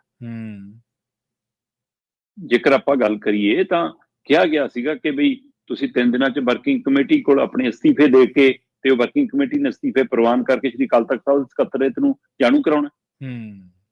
ਅੱਜ ਚੌਥਾ ਦਿਨ ਚੜ ਗਿਆ ਭਾਰਤ ਚ। ਜੀ। ਜਿਸ ਦਿਨ ਤਨਖਾਹ ਸੁਣਾਈ ਉਸ ਤੋਂ ਬਾਅਦ ਤੁਸੀਂ 2 ਦਿਨ ਦਰਬਾਰ ਸਾਹਿਬ ਸੇਵਾ ਪੂਰੀ ਕਰ ਲਈ, ਤੀਸਰੇ ਦਿਨ ਤੁਸੀਂ ਕੇਸਗੜ੍ਹ ਸਾਹਿਬ ਪੂਰੀ ਕਰ ਲਈ, 3 ਦਿਨ ਪੂਰੇ ਹੋ ਗਏ। 3 ਦਿਨਾਂ ਚ ਕਿੱਥੇ ਅਸਤੀਫਾ, ਕਿੱਥੇ ਪ੍ਰਵਾਨ ਹੋਣ ਦੀਆਂ ਗੱਲਾਂ ਨੇ, ਕਿੱਥੇ ਉਹ ਜਾਣਕਾਰੀ ਆ ਨਾ ਮੀਡੀਆ ਚ ਨਾ ਅਕਾਲ ਤਖ਼ਤ ਸਾਹਿਬ ਨੂੰ। ਜਦੋਂ ਤੁਸੀਂ ਉਸ ਗੱਲ ਦੇ ਉੱਤੇ ਕੋਈ ਅਜੇ ਤਾਂ ਇਹ ਵੀ ਨਹੀਂ ਦੱਸਿਆ ਕਿ ਵਰਕਿੰਗ ਕਮੇਟੀ ਦੀ ਮੀਟਿੰਗ ਕਰਨੀ ਹੈ ਕਿ ਨਹੀਂ ਕਰਨੀ, ਕਦੋਂ ਕਰਨੀ। ਜੀ ਜੀ ਬਿਲਕੁਲ। ਹਾਂ, ਅੱਜ ਕੋਰ ਕਮੇਟੀ ਦੀ ਮੀਟਿੰਗ ਬੁਲਾਈ ਹੈ, ਦਲਜੀਤ ਚੀਮਾ ਹੋਰਾਂ ਨੇ ਕੱਲ ਜਾਣਕਾਰੀ ਸਾਂਝੀ ਕੀਤੀ ਕਿ ਅਸੀਂ ਸਵੇਰੇ ਵਰਕਿੰਗ ਕਮੇਟੀ ਆਪਣਾ ਕੋਰ ਕਮੇਟੀ ਦੀ ਮੀਟਿੰਗ ਕਰਾਂਗੇ। ਤੇ ਕੋਰ ਕਮੇਟੀ ਦੀ ਮੀਟਿੰਗ 'ਚ ਏਜੰਡਾ ਕੀ ਰੱਖਿਆ ਕਿ ਸੁਖਬੀਰ ਬਾਦਲ ਤੇ ਜਿਹੜਾ ਹਮਲਾ ਉਹਦੀ ਨਿੰਦਾ ਕਰ ਲਓਗੇ, ਉਹਦੇ ਲਈ ਕੋਈ ਚਿੱਠੀ ਕੱਢ ਦੋਗੇ, ਕੋਈ ਮਤਾ ਪਾ ਦੋਗੇ, ਹੋ ਸਕਦਾ ਕੁਝ ਲੀਡਰਾਂ ਨੂੰ ਇਹ ਕਹਿ ਦੋ ਕਿ ਜ਼ਿਲ੍ਹਾ ਪੱਧਰ ਤੇ ਕੋਈ ਧਰਨਾ ਲਾ ਲਓ। ਸੋ ਇਹੀ ਪ੍ਰਕਿਰਿਆ ਹੋਊਗੀ ਨਾ, ਕੋਈ ਜਾਂਚ ਦੀ ਮੰਗ ਕਰੋਗੇ। ਤੇ ਪਰ ਉਹ ਅਸਤੀਫਿਆਂ ਵਾਲੀ ਗੱਲ ਕਿੱਥੇ ਗਈ? ਜਿਹੜੀ 7 ਮੈਂਬਰੀ ਕਮੇਟੀ ਸੀ, ਉਹ 7 ਮੈਂਬਰੀ ਕਮੇਟੀ ਨੇ ਕਿਸੇ ਨੂੰ ਕੋਈ ਰੁਕਾ ਭੇਜਿਆ, ਕੋਈ ਮੀਟਿੰਗ ਦੀ ਥਾਂ, ਕੋਈ ਸਮਾਂ ਤੈਅ ਹੋਇਆ ਹੈ ਨਾ? ਕਿੱਥੇ ਉਹ ਸਾਰੀ ਪ੍ਰਕਿਰਿਆ? ਬਿਲਕੁਲ ਬਿਲਕੁਲ। ਤੁਸੀਂ ਨਵੇਂ ਸਿਰੋਂ ਭਰਤੀ ਕਰਨੀ ਸੀ ਕਿ ਕਦੋਂ ਪਰਚੀਆਂ ਛਪਣਗੀਆਂ, ਕਦੋਂ ਸ਼ੁਰੂ ਹੋਊਗਾ, ਸਿਸਟਮ ਕੀ ਹੋਊਗਾ, ਉਹਦਾ ਕੋਈ ਸ਼ਡਿਊਲ ਜਾਰੀ ਕਰਨ ਦੇ ਲਈ 7 ਮੈਂਬਰਾਂ ਨੂੰ ਬੈਠਣ ਦਾ ਪਊਗਾ ਨਾ। ਸੋ ਉਹ ਕਿਤੇ ਵੀ ਕੋਈ ਚਾਰਜ ਹੋਈ ਨਜ਼ਰ ਨਹੀਂ ਆ ਰਹੀ। ਕੀ ਤੁਸੀਂ ਸਿਰਫ ਇਸ ਨਜ਼ਰ ਚੋਂ ਅੱਗੇ ਵਧ ਰਹੇ ਹੋ ਕਿ ਜਨਤਾ ਨੂੰ ਦਿਖ ਰਹੀ ਹੈ ਵੀ ਸੇਵਾ ਹੋਊਗੀ ਤੇ ਉਸ ਤੋਂ ਬਾਅਦ 11,000 ਦੀ ਦੇਖ ਕਰਾਉਣੀ ਹੈ, 11,000 ਗੁਰਮੁਖ ਚ ਪਾਉਣੇ, ਲਓ ਜੀ ਆਪਣੀ ਛੁੱਟੀ, ਆਪਾਂ ਫਿਰ ਬਾਗੋ ਬਾਗ, ਫਿਰ ਆਪਾਂ ਹੀ ਲੀਡਰ। ਸੋ ਜੇਕਰ ਫਿਰ ਇਹੀ ਆ ਤਾਂ ਫਿਰ ਇੱਥੋਂ ਹੀ ਆ ਸਵਾਲ ਸ਼ੁਰੂ ਹੁੰਦਾ ਜਿਹੜਾ ਤੁਸੀਂ ਕੀਤਾ। ਸੁਖਬੀਰ ਬਾਦਲ ਤੇ ਉਹਨਾਂ ਦੇ ਨਾਲ ਦੇ ਸਾਥੀ ਜੇਕਰ ਇਹ ਮੰਨ ਕੇ ਚੱਲ ਰਹੇ ਨੇ ਕਿ ਅਸੀਂ ਆਹ ਸੇਵਾ ਪੂਰੀ ਕਰਨ ਤੋਂ ਬਾਅਦ ਮੁੜ ਕੇ ਉਸੇ ਤਰ੍ਹਾਂ ਸਰਗਰਮ ਹੋ ਜਾਾਂਗੇ, ਔਰ ਪੰਜਾਬ ਦੇ ਵਿੱਚ ਅਕਾਲੀ ਦਾ ਵੋਟ ਬੈਂਕ ਤਾਂ ਹੈਗਾ, ਕਿਉਂਕਿ ਉਹੀ ਥੋੜਾ ਜਿਵੇਂ ਚੋਣਾਂ ਸਾਰੀਆਂ ਪਾਰਟੀਆਂ ਅਕਾਲੀ ਵੋਟਾਂ ਮਗਰ ਫਿਰ ਰਹੀਆਂ ਸੀ। ਜੇ ਪ੍ਰਵਾਨ ਨਹੀਂ ਤਾਂ ਅਕਾਲੀ ਲੀਡਰਸ਼ਿਪ ਪ੍ਰਵਾਨ ਨਹੀਂ। ਬਿਲਕੁਲ ਸਹੀ। ਸੋ ਇਸ ਜੋ ਸੁਖਬੀਰ ਬਾਦਲ ਨੂੰ ਲੱਗਦਾ ਕਿ ਆਹ ਪ੍ਰਕਿਰਿਆ ਤੋਂ ਬਾਅਦ ਜਿਹਨਾਂ ਲੀਡਰਾਂ ਨੂੰ ਲੱਗਦਾ ਕਿ ਹੁਣ ਅਸੀਂ ਪ੍ਰਵਾਨ ਹੋ ਜਾਾਂਗੇ। ਸੋ ਜਦੋਂ ਪ੍ਰਵਾਨ ਵਾਲਾ ਸਵਾਲ ਆਉਂਦਾ ਤਾਂ ਪਿਛਾਂ ਨੂੰ ਦੇਖਣਾ ਪੈਂਦਾ, ਇਤਿਹਾਸ ਕੀ ਕਹਿੰਦਾ ਹੈ। ਜੀ ਸਹੀ ਹੈ, ਸਹੀ। ਮਹਾਰਾਜਾ ਰਣਜੀਤ ਸਿੰਘ ਵਾਲਾ ਮਸਲਾ ਇੱਕ ਬਿਲਕੁਲ ਵੱਖਰੇ ਤਰ੍ਹਾਂ ਦਾ ਮਸਲਾ ਸੀ ਜੀ, ਹੈ ਨਾ? ਜਿਸ ਤਰ੍ਹਾਂ ਉਹਨਾਂ ਨੂੰ ਜਤਰ ਫੁੱਲਾ ਸਿੰਘ ਉਹਨਾਂ ਨੇ ਰੋਕਿਆ ਤੇ ਉਸ ਤੋਂ ਬਾਅਦ ਉਹਨਾਂ ਨੂੰ ਕਿਹਾ ਵੀ ਕਿ ਇਹਦੇ ਕੋੜੇ ਮਾਰੋ, ਤੇ ਫਿਰ ਸੰਗਤ ਨੇ ਕਿਹਾ ਕਿ ਫਿਰ ਵੀ ਇਹ ਸਿੱਖ ਰਾਜਾ ਆਪਣਾ, ਇਸ ਲਈ ਇਸ ਨੇ ਜੇ ਆਪਣਾ ਗੁਨਾਹ ਕਬੂਲ ਕਰ ਲਿਆ, ਝੱਗਾ ਚੱਕ ਲਿਆ ਤੇ ਸਮਝ ਲਓ ਕੋੜੇ ਵੱਜ ਗਏ। ਤੇ ਜੱਟਾ ਸਾਹਿਬ ਨੇ ਸੰਗਤ ਦੇ ਫੈਸਲੇ ਨੂੰ ਸਹੀ ਦਰੁਸਤ ਕਰਦਿਆਂ ਬਿਲਕੁਲ ਬਰੀ ਕਰ ਦਿੱਤਾ। ਉਹ ਪ੍ਰਕਿਰਿਆ ਪਰ ਜਿਹੜੀ ਇਹ ਅੱਜ ਦੀ ਪੰਥਕ ਰਾਜਨੀਤੀ ਦੀ ਪ੍ਰਕਿਰਿਆ ਜੀ, ਉਸ ਦੇ ਵਿੱਚ ਜਦੋਂ ਸ਼ੁਰੂ ਕਰਦੇ ਆਪਾਂ ਗੱਲ, ਤਾਂ ਮਾਸਟਰ ਤਾਰਾ ਸਿੰਘ ਤੋਂ ਗੱਲ ਸ਼ੁਰੂ ਕਰ ਦਾਂਗਾ। ਠੀਕ ਹੈ ਜੀ। ਮਾਸਟਰ ਤਾਰਾ ਸਿੰਘ ਹੋਰਾਂ ਨੇ ਜਦੋਂ ਮਰਨ ਵਰਤ ਦਾ ਐਲਾਨ ਕਰਦਿਆਂ ਹੋਇਆਂ ਅਰਦਾਸ ਕਰਕੇ ਫੈਸਲਾ ਲਿਆ, ਤੇ ਉਹ ਅਰਦਾਸ ਕਰਨ ਤੋਂ ਬਾਅਦ ਉਹਨੇ ਉਹ ਫੈਸਲਾ ਵਾਪਸ ਲੈ ਲਿਆ, ਤੇ ਫਿਰ ਉਹਨਾਂ ਤੇ ਜਿਵੇਂ ਤਨਖਾਹੀਆ ਕਰਾਰ ਦੇ ਕੇ ਕਾਰਵਾਈ ਹੋਈ ਜੀ, ਉਸ ਤੋਂ ਬਾਅਦ ਮੁੜ ਕੇ ਮਾਸਟਰ ਤਾਰਾ ਸਿੰਘ ਦਾ ਰਾਜਨੀਤਿਕ ਗ੍ਰਾਫ ਉੱਪਰ ਨਹੀਂ ਗਿਆ। ਉਹ ਇਤਿਹਾਸ ਦੀ ਗਵਾਹੀ ਭਰਦਾ ਹੈ ਜੀ ਜੀ। ਉਸ ਤੋਂ ਬਾਅਦ ਬਰਨਾਲਾ ਦੀ ਗੱਲ, ਜੋ ਸਰਜੀਤ ਸਿੰਘ ਬਰਨਾਲਾ, ਜਿਸ ਤਰ੍ਹਾਂ ਉਹਨਾਂ ਨੇ ਪੁਲਿਸ ਭੇਜੀ ਹੈ ਨਾ, ਤੇ ਉਹ ਸਾਰੀ ਕਾਰਵਾਈ ਹੋਈ ਤੇ ਉਹਨਾਂ ਨੂੰ ਤਲਬ ਕੀਤਾ ਗਿਆ, ਤਨਖਾਹੀਆ ਕਰਾਰ ਦਿੱਤਾ, ਗਲ 'ਚ ਤਖਤੀ ਪਾਈ, ਜਿਸ 'ਚ ਉਹਨਾਂ ਨੇ ਤਖਤੀ ਪਾ ਕੇ ਸੇਵਾ ਵੀ ਨਿਭਾਈ, ਮੈਂ ਪਾਪੀ ਤੂੰ ਬਖਸ਼ਣਹਾਰ। ਬੇਸ਼ੱਕ ਦਿੱਲੀ ਦੇ ਨੇੜੇ ਲੱਗ ਲੁੱਕ ਕੇ ਕਿਤੇ ਨਾ ਕਿਤੇ ਰਾਜਪਾਲ ਵਾਲੀ ਗੱਲ ਚੱਲੀ ਗਈ, ਪਰ ਪੰਜਾਬ ਦੀ ਪੰਥਕ ਰਾਜਨੀਤੀ 'ਚ ਬਰਨਾਲਾ ਕਿੱਥੇ ਲੱਭਿਆ? ਮੁੜ ਕੇ ਨਹੀਂ ਲੱਭੇ। ਬਿਲਕੁਲ ਪੰਜਾਬ ਦੀ ਇਸ ਸਿਆਸੀ ਪਿੜ ਦੇ ਵਿੱਚ ਬਰਨਾਲਾ ਮੁੜ ਕੇ ਉਹ ਥਾਂ ਨਹੀਂ ਬਣਾ ਸਕਿਆ, ਉਹਦੀ ਔਲਾਦ ਦੇ ਵੀ ਪੈਰ ਨਹੀਂ ਲੱਗਣ ਦਿੱਤੇ ਅਗਲੇ ਨੇ। ਸੋ ਇਹ ਸਾਡੇ ਪੂਰੇ ਇਤਿਹਾਸ ਗਵਾਹ ਖੜਾ ਹੈ ਨਾ। ਤੇ ਬਰਨਾਲੇ ਤੋਂ ਗਾਂ ਚਾਹੇ ਵੱਖਰੀ ਪਾਰਟੀ ਚੋਂ ਆਉਂਦਾ ਬੂਟਾ ਸਿੰਘ ਹੈ ਨਾ, ਚਾਹੇ ਗਿਆਨੀ ਜੈਲ ਸਿੰਘ ਆਪਣਾ ਰਾਸ਼ਟਰਪਤੀ ਵਾਲਾ ਦੌਰ ਹੰਢਾ ਚੁੱਕੇ ਸੀ, ਪਰ ਉਹਨਾਂ ਨੂੰ ਵੀ ਜਿਸ ਕਦਰ ਦੀਆਂ ਤਨਖਾਹ ਲੱਗੀ ਤੇ ਉਸ ਤੋਂ ਬਾਅਦ ਉਹਨੇ ਸੇਵਾ ਵੀ ਨਿਭਾ ਲਈ, ਪਰ ਉਸ ਤੋਂ ਬਾਅਦ ਉਹ ਕਿਸੇ ਵੀ ਰਾਜਨੀਤਿਕ ਮੰਚ ਤੇ ਮੁੜ ਕੇ ਉੱਭਰ ਨਹੀਂ ਸਕੇ, ਮੁੜ ਕੇ ਕੋਈ ਅਗਲੀ ਪਲਾਂਘ ਪੁੱਟ ਨਹੀਂ ਸਕੇ। ਸੋ ਇਸ ਤੋਂ ਭਾਵ ਇਹ ਹੈ ਕਿ ਤੁਸੀਂ ਤਨਖਾਹੀਆ ਕਰਾਰ ਹੋਣ ਤੋਂ ਬਾਅਦ ਉਸ ਪ੍ਰਕਿਰਿਆ ਤਹਿਤ ਸੇਵਾ ਨਿਭਾ ਕੇ ਆਪਣੇ ਆਪ ਦੇ ਮਨ ਨੂੰ ਤਾਂ ਸ਼ਾਂਤੀ ਲੈ ਲੈਂਦੇ ਹੋ, ਪਰ ਕਿਤੇ ਨਾ ਕਿਤੇ ਤੁਸੀਂ ਸਿੱਖ ਕੌਮ ਦੇ ਮਨਾਂ 'ਚ ਰਹਿੰਦਾ ਕਿ ਤੁਸੀਂ ਬੱਜਰ ਗੁਨਾਹ ਕੀਤਾ। ਗੁਰੂ ਨੂੰ ਸਮਰਪਿਤ ਹੁੰਦਿਆਂ ਵੀ ਤੁਸੀਂ ਉਹਨਾਂ ਸਿਧਾਂਤਾਂ ਤੇ ਨਹੀਂ ਚੱਲੇ, ਤੁਸੀਂ ਸਿੱਖੀ ਸਰੂਪ ਦੇ ਹੁੰਦਿਆਂ ਵੀ ਉਹਨਾਂ ਸਿਧਾਂਤਾਂ ਤੇ, ਇਸ ਲਈ ਮੁੜ ਕੇ ਲੀਡਰ ਪ੍ਰਵਾਨ ਨਹੀਂ ਕਰਦੇ। ਕੀ ਇਹ ਖਦਸ਼ਾ, ਕੀ ਇਹ ਫਿਕਰ ਸੁਖਬੀਰ ਦੇ ਮਨ 'ਚ ਵੀ ਪਿਆ? ਮਨ 'ਚ ਵੀ ਪਿਆ, ਬਿਲਕੁਲ ਸਹੀ ਹੈ ਜੀ, ਬਿਲਕੁਲ। ਤੁਸੀਂ ਇਹ ਦੇਖੋ ਕਿ ਸੁਖਬੀਰ ਸਿੰਘ ਬਾਦਲ ਦਾ ਜਿਵੇਂ ਕਹਿੰਦੇ ਨਾ, ਕਿਸੇ ਫੈਸਲੇ ਆਉਣ ਤੋਂ ਬਾਅਦ ਉਹਦਾ ਜੀ ਚਿਹਰਾ ਚਿੱਟਾ ਪੈ ਗਿਆ।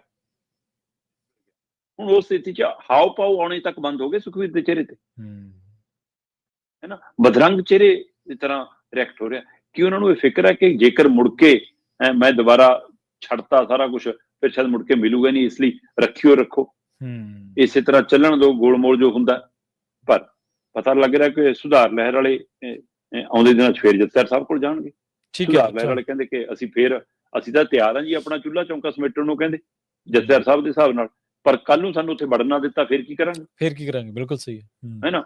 ਤੇ ਜੇ ਮੈਂਬਰਸ਼ਿਪ ਹੋਣੀ ਹੈ ਤਾਂ ਥੱਲੇ ਅਜੇ ਵੀ ਇੱਕ ਧੜਾ ਸਰਗਰਮ ਜੇ ਕੋਈ ਹੈਗਾ ਤਾਂ ਸੁਖਬੀਰ ਵਾਲਾ, ਵੱਧ ਮੈਂਬਰ ਜੀ ਇਹਨਾਂ ਦੇ ਬਣ ਕੇ ਆ ਗਏ। ਇਹਦਾ ਮਤਲਬ ਇਹ ਲੀਡਰ ਵੀ, ਚਾਹੇ ਸੁਧਾਰ ਲਹਿਰ ਵਾਲੇ ਨੇ ਚਾਹੇ ਹੋਰ ਲੀਡਰ ਨੇ, ਉਹ ਕੰਮ ਨਹੀਂ ਕਰਨਾ ਚਾਹੁੰਦੇ ਕਿ ਵੀ ਤੁਸੀਂ ਲੋਕਾਂ 'ਚ ਜਾ ਕੇ ਵਿਚਰੋ ਤਾਂ ਸਹੀ, ਤੁਸੀਂ ਆਪਣੀ ਗੱਲ ਆਪਣਾ ਏਜੰਡਾ ਰੱਖੋ, ਗੱਲ ਖਤਮ। ਧਰਾਤਲ ਤੇ ਕੰਮ ਕਰਨ ਲਈ ਕੋਈ ਤਿਆਰ ਨਹੀਂ, ਪੱਕੀ ਪਕਾਈ ਚਾਹੁੰਦੇ ਨੇ, ਤੇ ਹੁਣ ਉਹ ਚਾਹੁੰਦੇ ਨੇ ਪੱਕੀ ਪਕਾਈ ਵੀ ਜਥੇਦਾਰ ਸਾਹਿਬ ਅੱਗ ਬਾਲ ਕੇ ਦੇ ਦੇਣ ਜੀ, ਸਹੀ, ਉਹਦੇ ਪਰ ਅਸੀਂ ਲਾ ਲਈ ਆਪਣੀਆਂ 4 ਰੋਟੀਆਂ ਸੇਕੀਏ। ਸੋ ਇਸ ਲਈ ਸੁਖਬੀਰ ਬਾਦਲ ਹੋਰਾਂ ਦਾ ਜਾਂ ਉਹਨਾਂ ਦੇ ਸਲਾਹ ਕਰਨ ਦੇ ਹਵਾਲੇ ਨਾਲ ਅਜੇ ਵੀ ਉਹਨਾਂ ਨੂੰ ਇਹ ਲੱਗ ਰਿਹਾ ਕਿ ਜੇ ਤਨਖਾਹੀਏ ਤੋਂ ਬਾਅਦ ਮੁੜ ਕੇ ਸਾਨੂੰ ਜੇ ਕੁਝ ਨਹੀਂ ਮਿਲਦਾ ਤਾਂ ਇਸ ਦਾ ਮਤਲਬ ਆਪਾਂ ਛੱਡੋ ਹੀ ਨਾ। ਪਰ ਇਤਿਹਾਸ ਕਹਿੰਦਾ ਕਿ ਤਨਖਾਹੀਆ ਕਰਾਰ ਹੋਣ ਤੋਂ ਬਾਅਦ ਮੁੜ ਕੇ ਉਹ ਲੀਡਰ ਪ੍ਰਵਾਨ ਨਹੀਂ ਚੜੇ। ਸੋ ਕੀ ਸੁਖਬੀਰ ਬਾਦਲ ਨੂੰ ਪ੍ਰਵਾਨ ਹੋਣਗੇ ਜਾਂ ਨਹੀਂ ਹੋਣਗੇ, ਇਹ ਆਉਣ ਵਾਲਾ ਵਕਤ ਤੈਅ ਕਰੂਗਾ ਜੀ। ਪ੍ਰਵਾਨ ਹੋਣਗੇ ਜਾਂ ਉਸੇ ਲਾਈਨ 'ਚ ਖੜ ਜਾਣਗੇ, ਇਹ ਵੱਡਾ ਸਵਾਲ ਆ।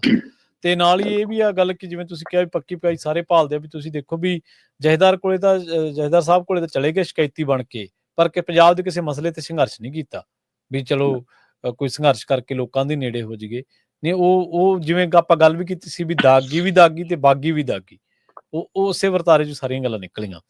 ਇਹਦੇ ਨਾਲ ਇੱਕ ਗੱਲ ਹੋਰ ਵੀ ਹੈ ਕਿ ਜਿਵੇਂ ਤੁਸੀਂ ਸੁਖਬੀਰ ਦੀ ਜਿਹੜੀ ਬਾਡੀ ਲੈਂਗੁਏਜ ਆ ਉਹਦੀ ਗੱਲ ਕੀਤੀ ਆ, ਜੇਕਰ ਇਹ ਹੁੰਦਾ ਕਿ ਆਪਾਂ ਸਮਰਪਣ ਦੀ ਭਾਵਨਾ ਹੁੰਦੀ ਤਾਂ 2017 ਦੇ ਨਤੀਜਿਆਂ ਤੋਂ ਬਾਅਦ ਤੋਂ 7 ਸਾਲ ਗੁਜ਼ਰ ਗਏ, ਉਦੋਂ ਹੀ ਜੇਕਰ ਇਸ ਪਾਸੇ ਆਇਆ ਜਾਂਦਾ ਜਾਂ ਹੋ ਸਕਦਾ ਕਿ ਗੌਰ ਕਰ ਲਿਆ ਜਾਂਦਾ, ਲੋਕ ਸਲਾਹ ਵੀ ਦੇ ਰਹੇ ਸੀ।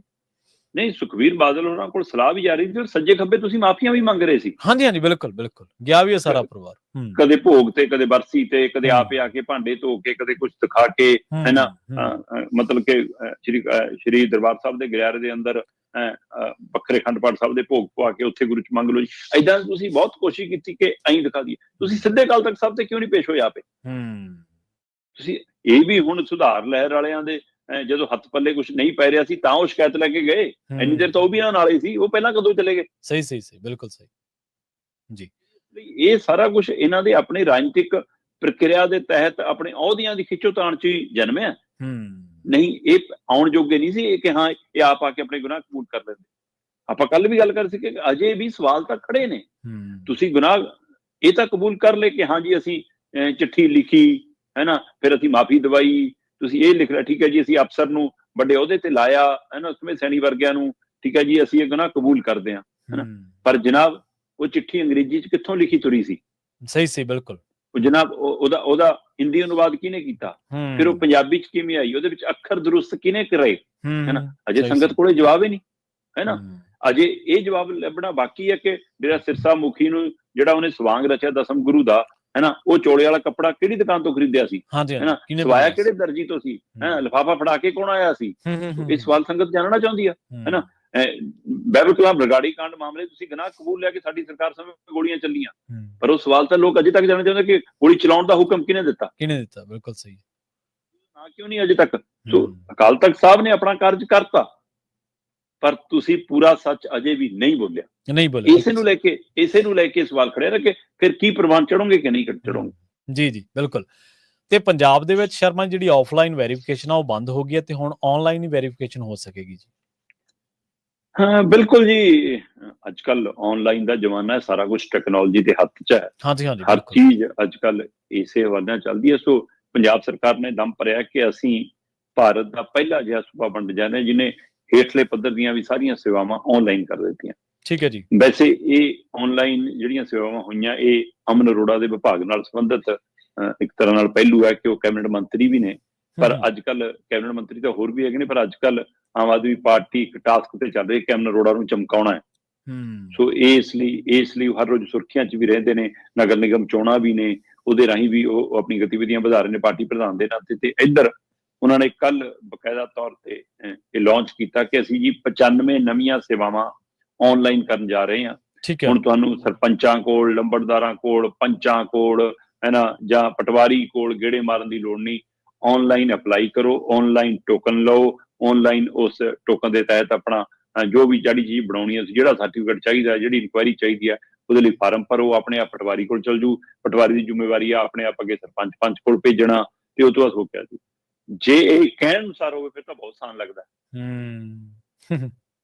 ਪਰ ਹਕੀਕਤ ਦੇ ਵਿੱਚ ਦੋ ਪਹਿਲੂ ਨੇ ਕਿ ਕੀ ਪਟਵਾਰੀ ਇੰਨੇ ਕੂੜੇ ਨੇ ਐਂ ਕਰ ਦੇਣਗੇ, ਹੈਨਾ, ਕੀ ਪੰਚ ਸਰਪੰਚ ਹੁਣ ਗੇੜੇ ਨਹੀਂ ਮਰਾਉਣਗੇ, ਅਗਲੇ ਕਹਿੰਦੇ ਕਿ ਜਦ ਸਾਡੇ ਗੇੜੇ ਮਰਾਏ ਵੋਟਾਂ ਪਾਉਣ ਲਈ ਤੇ ਹੁਣ ਅਸੀਂ, ਸੋ ਇਹ ਜਿਹੜੀ ਉਹ ਹੈ ਉਹ ਕਿਵੇਂ ਨਹੀਂ ਸਾਨੂੰ। ਤੇ ਦੂਸਰੇ ਪਾਸੇ ਜੇਕਰ ਇਹ ਪਿੰਡਾਂ ਨਾਲ ਸੰਬੰਧਿਤ ਮਾਮਲਾ, ਤਾਂ ਪਿੰਡਾਂ ਦੇ ਵਿੱਚ ਸਧਾਰਨ ਜਿਹੜੇ ਵਿਅਕਤੀ ਨੇ ਉਹਨਾਂ ਲਈ ਇਸ ਟੈਕਨੋਲੋਜੀ ਦੇ ਹਵਾਲੇ ਨਾਲ ਚੱਲਣਾ ਮੁਸ਼ਕਲ ਹੁੰਦਾ।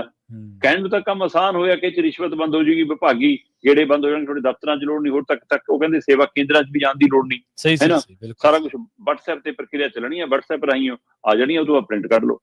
ਪਰ ਇਹ ਨਾ ਹੋਵੇ ਕਿਤੇ ਕਿ ਹੁਣ ਸਾਡੇ ਇੱਥੇ ਮਤਲਬ ਮੰਨ ਲਓ ਪਾਸਪੋਰਟ ਅਪਲਾਈ ਕਰਨਾ ਆਨਲਾਈਨ ਸਿਸਟਮ ਹੈਗਾ ਜੀ, ਹੈ ਨਾ, ਸਾਡੇ ਇੱਥੇ ਤੁਸੀਂ ਲਾਇਸੈਂਸ ਬਣਾਉਣਾ ਆਨਲਾਈਨ ਸਿਸਟਮ ਹੈਗਾ, ਪਰ ਜਾਣਾ ਤਾਂ ਕਿਸੇ ਖੋਖੇ ਤੇ ਹੀ ਪੈਂਦਾ। ਸਹੀ, ਬਿਲਕੁਲ, ਬੈਠਣਾ ਤਾਂ ਕਿਸੇ ਦੁਕਾਨ ਤੇ ਹੀ ਪੈਂਦਾ, ਤੇ ਉਹ ਜੀ ਆਨਲਾਈਨ ਦੀ ਫੀਸ ਇੰਨੀ ਹੈ ਜੀ, ਅਪਾਇੰਟਮੈਂਟ ਲੈਣ ਦੀ ਇੰਨੀ ਹੈ ਜੀ, ਡੇਟ ਮਿਲਣ ਦੀ ਇੰਨੀ ਹੈ ਜੀ, ਜੇ ਨੇੜੇ ਡੇਟ ਲੈਣੀ ਹੈ ਤਾਂ ਇੰਨੇ ਲੱਗਣਗੇ ਜੀ, ਫੋਟੋ ਖਿਚਾਉਣੀ ਹੈ ਤਾਂ ਇੰਨੀ ਹੈ ਜੀ, ਉਹ ਇੰਨਾ ਕੁਝ ਵਸੂਲ ਲੈਂਦੇ ਆ ਬੰਦੇ ਤੋਂ ਕਿ ਬੰਦਾ ਦਾ ਵਿਚਾਰਾ ਜੇਬ ਕਟਾ ਕੇ ਹੀ ਆਉਂਦਾ ਪਿੰਡ ਵਾਲਾ।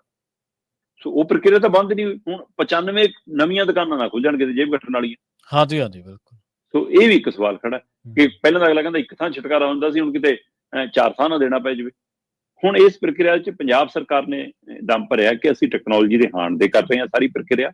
ਉਹ ਕਹਿੰਦੇ ਵੱਖ-ਵੱਖ ਵਿਭਾਗਾਂ ਨੂੰ ਬਕਾਇਦਾ ਅਸੀਂ ਹਦਾਇਤ ਕਰ ਦਿੱਤੀ ਆ, ਚਾਹੇ ਉਹ ਨਗਰ ਨਿਗਮ ਵਾਲੇ ਵਿਭਾਗ ਹੋਣ, ਚਾਹੇ ਉਹ ਨਗਰ ਪ੍ਰੀਸ਼ਦ ਹੋਣ, ਚਾਹੇ ਉਹ ਬਿਜਲੀ ਵਿਭਾਗ ਹੋਵੇ, ਹੈ ਨਾ, ਚਾਹੇ ਉਹ ਸਾਡਾ ਖੇਤੀਬਾੜੀ ਨਾਲ ਸੰਬੰਧਿਤ ਹੋਵੇ, ਹੈ ਨਾ, ਚਾਹੇ ਉਹ ਮਾਲੀਆ ਇਕੱਠਾ ਕਰਨ ਵਾਲਾ ਹੋਵੇ, ਸਾਰੇ ਵਿਭਾਗਾਂ ਦੇ ਵਿੱਚ ਖਾਸ ਤੌਰ ਤੇ ਕੱਲ 6 ਸੇਵਾਵਾਂ ਸਿੱਧੇ ਰੂਪ 'ਚ ਜਾਰੀ ਕੀਤੀਆਂ, ਜਿਹਦੇ ਵਿੱਚੋਂ ਚਾਹੇ ਉਹ ਰਿਹਾਇਸ਼ੀ ਸਰਟੀਫਿਕੇਟ ਬਣਾਉਣਾ ਤੁਸੀਂ, ਚਾਹੇ ਤੁਸੀਂ ਜਾਤੀ ਸਰਟੀਫਿਕੇਟ ਬਣਾਉਣਾ ਹੈ, ਚਾਹੇ ਤੁਸੀਂ ਆਮਦਨ ਦਾ ਸਰਟੀਫਿਕੇਟ ਬਣਾਉਣਾ ਹੈ, ਚਾਹੇ EWS ਸਰਟੀਫਿਕੇਟ ਬਣਾਉਣਾ ਹੈ, ਜਾਂ ਡੋਗਰਾ ਸਰਟੀਫਿਕੇਟ ਬਣਾਉਣਾ ਹੈ। ਸੋ ਇੰਜ ਦੇ ਸਰਟੀਫਿਕੇਟ ਜਿਹੜੇ ਬਣਾਉਣੇ ਨੇ, ਰੈਜ਼ੀਡੈਂਸ ਵਾਲਾ ਵੀ, ਕਾਸਟ ਵਾਲਾ ਵੀ, ਇਨਕਮ ਵਾਲਾ ਵੀ, EWS ਕੋਟੇ ਵਾਲਾ ਵੀ। ਸੋ ਇਹ ਜਿਹੇ 5-6 ਯੋਜਨਾਵਾਂ ਦੇ ਤਹਿਤ ਕੱਲ ਲਾਂਚ ਕਰਤਾ। 1 ਜਨਵਰੀ 2025 ਤੋਂ ਨਵੇਂ ਸਾਲ ਤੋਂ ਕਹਿੰਦੇ ਕਿ ਪੰਜਾਬ ਦੇ ਵਿੱਚ 95 ਹੋਰ ਸੇਵਾਵਾਂ ਤੁਹਾਨੂੰ ਸਿਰਫ ਆਨਲਾਈਨ ਮਿਲਣਗੀਆਂ, ਆਫਲਾਈਨ ਇਹ ਸਹੂਲਤ ਬੰਦ ਹੋ ਜਾ ਰਹੀ ਆ। ਸੋ ਇਸ ਲਈ ਇਹ ਸਮੇਂ ਦੇ ਹਾਣ ਦਾ, ਟੈਕਨੋਲੋਜੀ ਦੇ ਹਾਣ ਦਾ ਕਰਨ ਦਾ ਦਮ ਭਰਿਆ ਪੰਜਾਬ ਸਰਕਾਰ ਨੇ। ਸੋ ਇਹਦਾ ਲਾਹਾ ਪੰਜਾਬ ਵਾਲਿਆਂ ਨੂੰ ਕਿੰਨਾ ਕੁ ਮਿਲਦਾ, ਇਹ ਆਉਂਦਾ ਸਮਾਂ ਦੱਸੇਗਾ ਜੀ। ਜੀ ਬਿਲਕੁਲ। ਤੇ ਜਾਂਦਿਆਂ ਦੀ ਗੱਲ ਕਰੀਏ ਪੈਨ ਕਾਰਡ ਦੀ, ਕਹਿੰਦੇ ਹੁਣ ਭਾਰਤ ਦੇ ਵਿੱਚ ਤਿਆਰੀ ਕਰ ਲਓ, ਪੈਨ ਕਾਰਡ 2 ਆ ਰਿਹਾ। ਪ੍ਰਵੀਨ ਜੀ, ਆਪਾਂ ਕਈ ਵਾਰ ਗੱਲ ਕਰਦੇ ਹੁੰਦੇ ਹਾਂ ਕਿ ਪੰਜਾਬ ਦੇ ਵਿੱਚ ਈਵੈਂਟ ਮੈਨੇਜਮੈਂਟ ਕੰਪਨੀ ਹੈ ਤੇ ਉਹਦੇ ਰਾਹੀਂ ਇਵੈਂਟ ਹੁੰਦੇ ਨੇ।